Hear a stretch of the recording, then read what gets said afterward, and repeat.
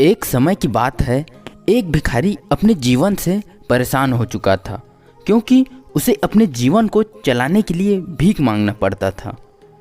इसी बात को लेकर वह दुखी रहता और दिन भर यही सोचता कि उसके जीवन में बदलाव कैसे आएगा, और यह सोचकर वह निराश हो जाता। वह हर दिन देखता कि बहुत सारे लोग निराश होकर आंखों में आंसू लिए लोग और विभिन्न चिंताओं से परेशान लोग गौतम बुद्ध की तरफ जाते और वापस लौटते वक्त वे लोग बहुत ही खुश होते थे।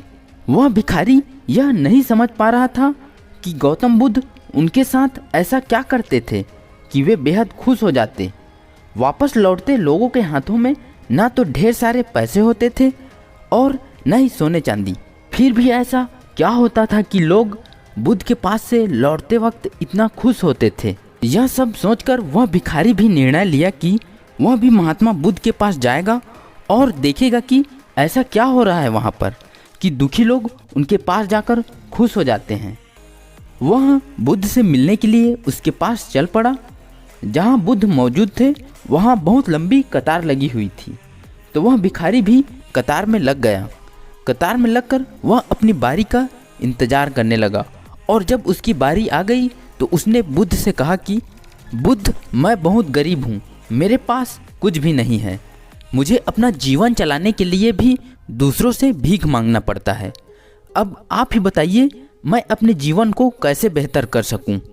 यह सब सुनकर बुद्ध ने कहा, तुम गरीब नहीं हो, तुम्हें ऐसा लगता है क्योंकि आज तक तुमने किसी के लिए कुछ किया ही नहीं, ना ही तुमने कभी किसी को दान दिया है।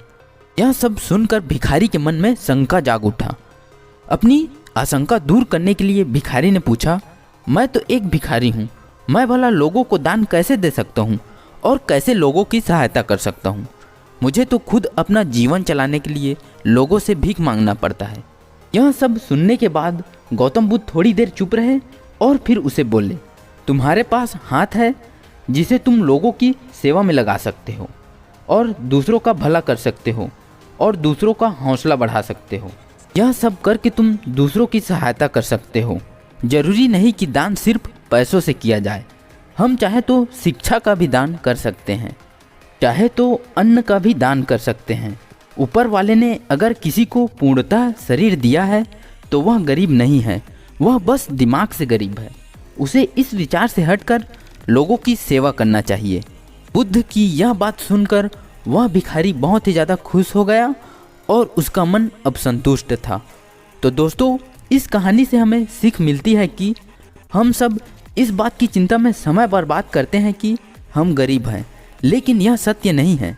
सत्य तो यह है कि जब तक हमारा शरीर पूरी तरह से बेहतर है तो हम उसका उपयोग करके आगे बढ़ सकते हैं और खुद के जीवन को बेहतर बना सकते हैं।